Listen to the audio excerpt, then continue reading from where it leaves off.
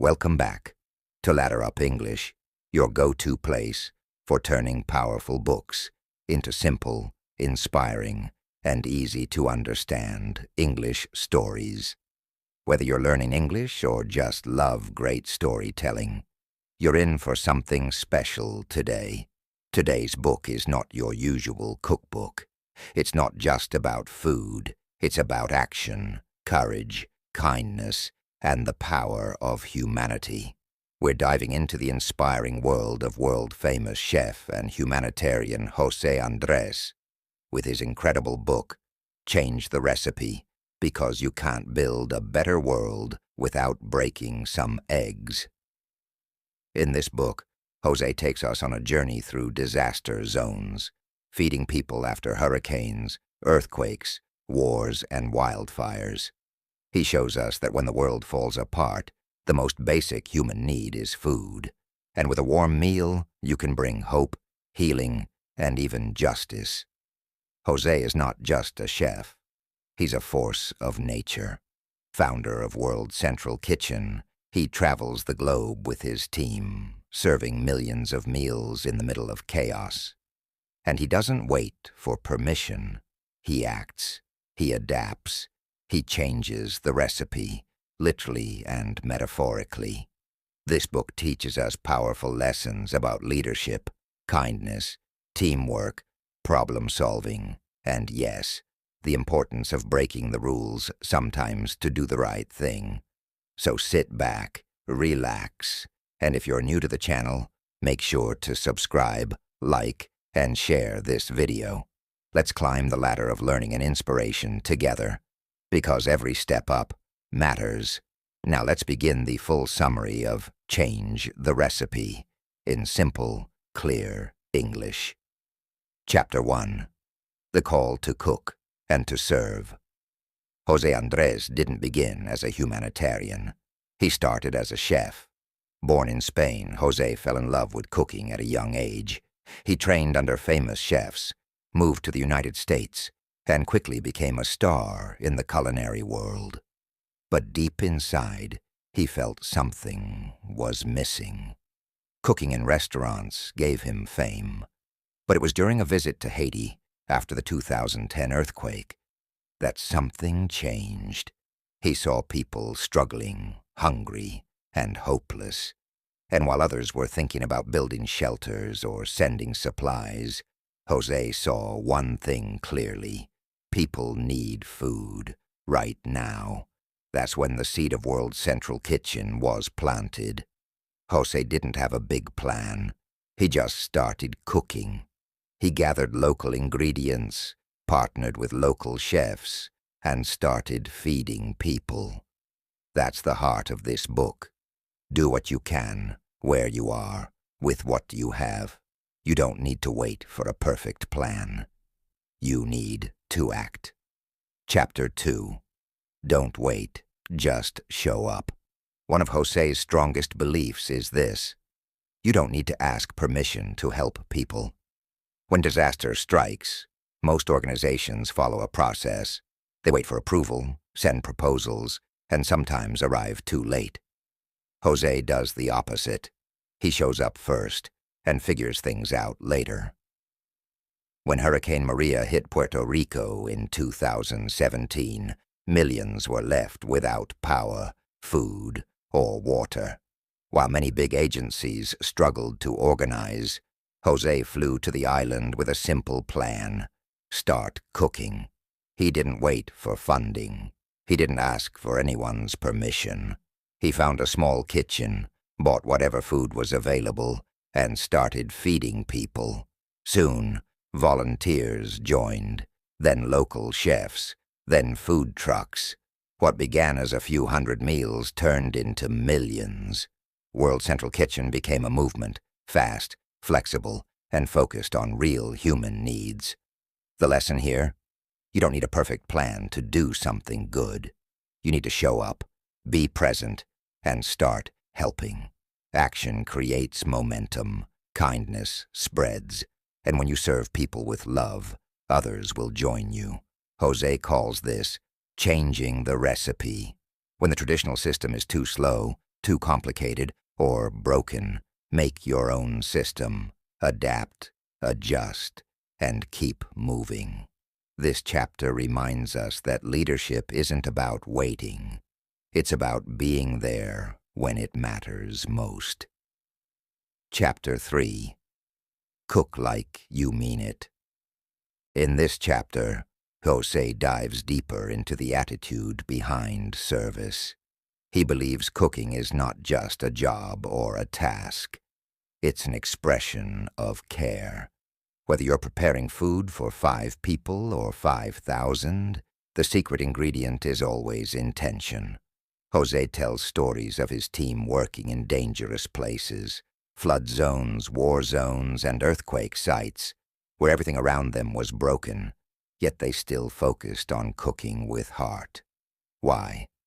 Because people in pain deserve dignity, not pity.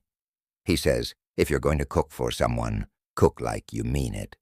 This means using fresh ingredients if possible, respecting the local culture, involving local people, and never treating meals like charity. A good meal says, you matter. One powerful example from this chapter comes from Ukraine. When war broke out, José and his team set up kitchens on the borders, welcoming refugees with warm meals. But they didn't just serve soup. They served Ukrainian food, made by Ukrainian hands. This cultural respect gave comfort and pride to people who had lost almost everything. The takeaway, even in chaos, you can serve with purpose, doing something with love, with full presence, with real intention that changes everything, whether it's cooking, teaching, helping, or leading. Do it like you mean it. This chapter is a reminder that service is not about feeling sorry for others. It's about standing beside them as equals with respect and saying, you are seen, you are valued, you are not alone. Chapter 4. Build systems that feed people. Fast. In this chapter, José focuses on one powerful truth. In disaster zones, speed matters. Hungry people can't wait for perfect solutions. They need food now. That's why José believes in building simple, scalable systems that can feed thousands in a short time. He doesn't try to control everything or make it fancy. He makes it work. He says, don't build a perfect kitchen. Build a fast one. For example, in the Bahamas after Hurricane Dorian, his team cooked tens of thousands of meals a day by setting up multiple kitchens near the worst-hit areas. They worked with local volunteers, schools, and churches to get food where it was needed quickly. They didn't waste time. They moved fast. José's method is all about people first, process second. If the usual system doesn't work, make a new one. Use pressure cookers. Use rice cookers, use grills, use whatever works. The mission is simple, feed people fast, with love and dignity. This chapter teaches us that leadership in crisis is about cutting through red tape, thinking on your feet, and never losing sight of your mission. If people are hungry, feed them. Don't wait for approval. Don't wait for money. Don't wait for the right way. Just start. The rest will follow. Chapter 5. Empower local heroes. One of the biggest lessons José shares is this. Real impact happens when you empower others. He believes that the people closest to a problem are often the best at solving it. So, instead of bringing in outsiders with all the answers, José focuses on supporting local chefs, volunteers, and communities. In Mozambique, he helped local cooks set up emergency kitchens after a cyclone. In Venezuela, he partnered with neighborhood food leaders to reach people who were isolated. Everywhere he goes, he looks for people who already know their community and gives them tools, support, and confidence. José says, I'm not the hero. The people cooking with me are. This mindset is what makes World Central Kitchen so powerful. It's not about José, it's about building a network of everyday heroes who show up, serve, and care. This chapter reminds us that true leadership isn't about being in charge. It's about lifting others up, giving them space to shine, and trusting them to lead. When people are empowered, they go further, move faster, and care deeper. So whether you're a student, teacher, entrepreneur, or parent, the lesson is the same. Empower others.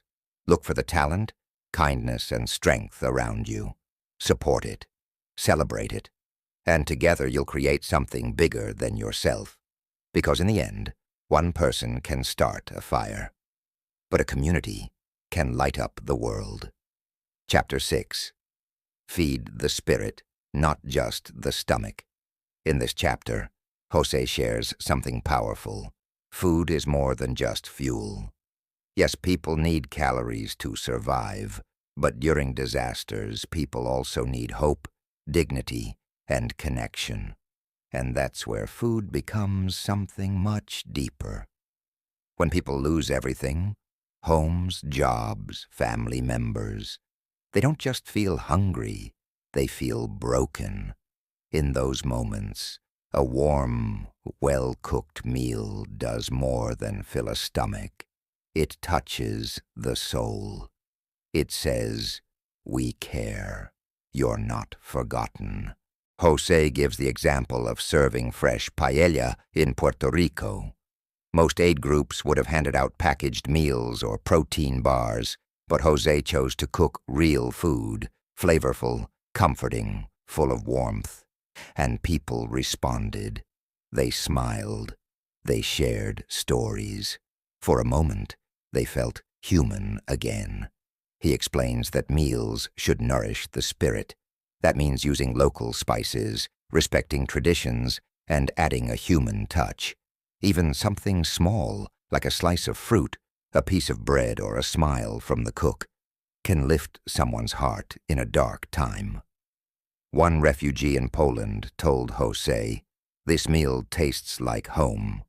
That's the goal, not just to feed bellies, but to bring comfort, culture, and care to those in need.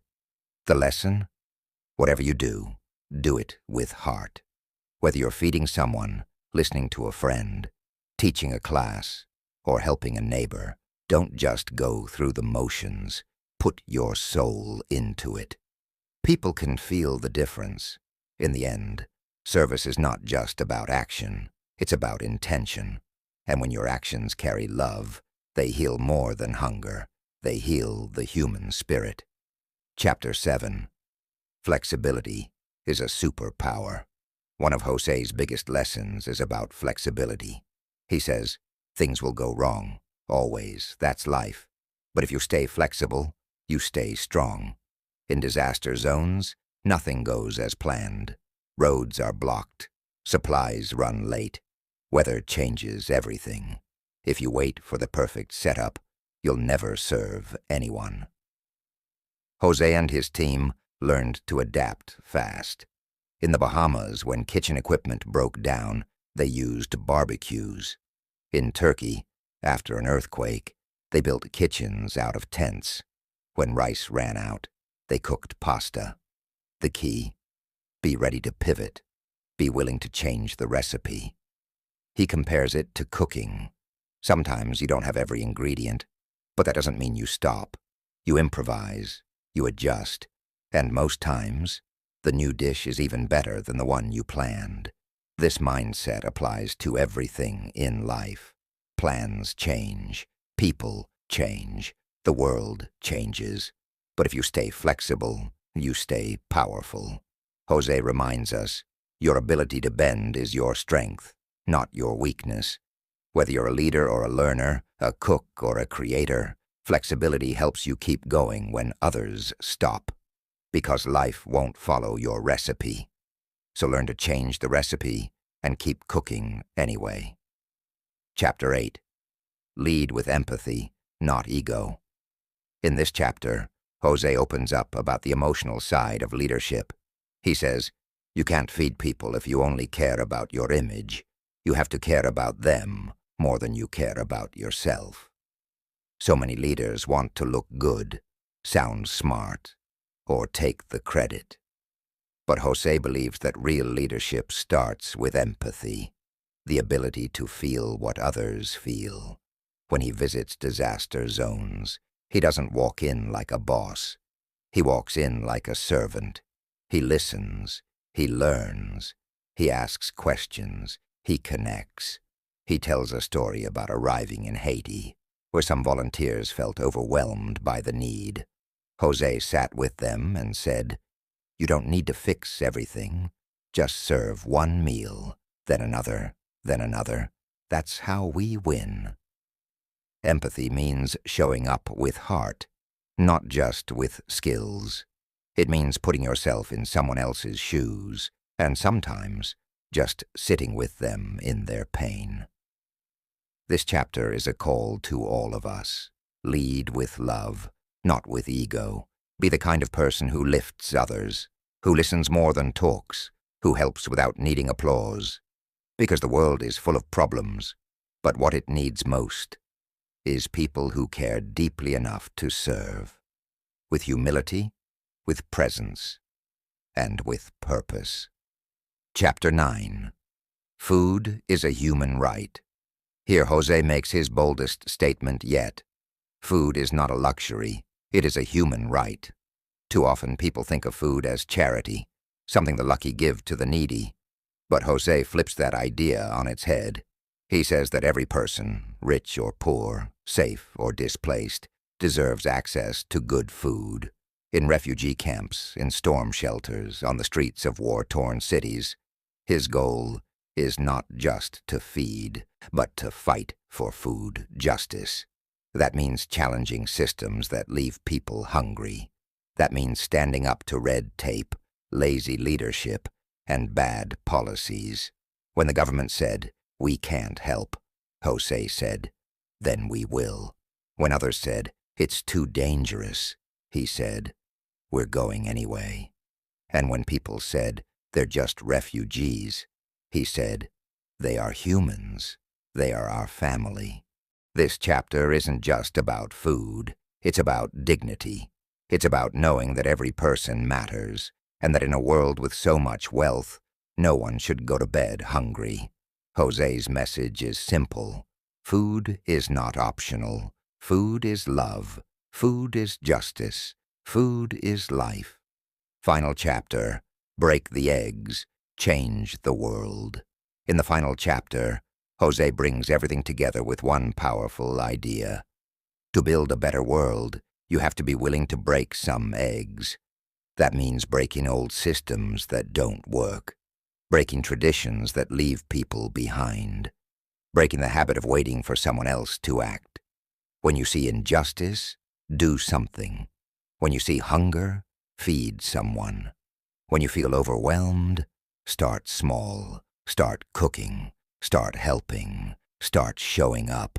He reminds us that the kitchen is a place of action, of heat, of change. It's messy. It's fast. It's beautiful.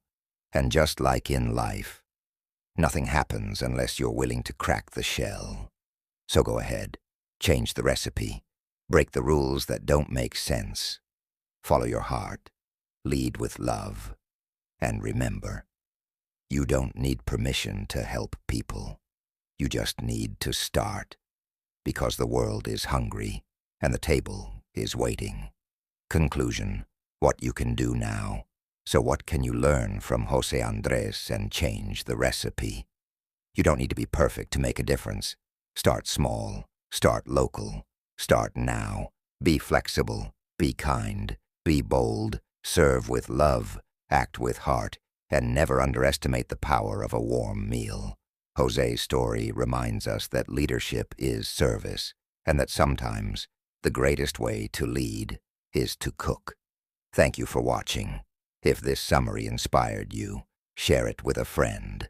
And don't forget to subscribe for more powerful stories that lift your heart and sharpen your English. Until next time, keep climbing.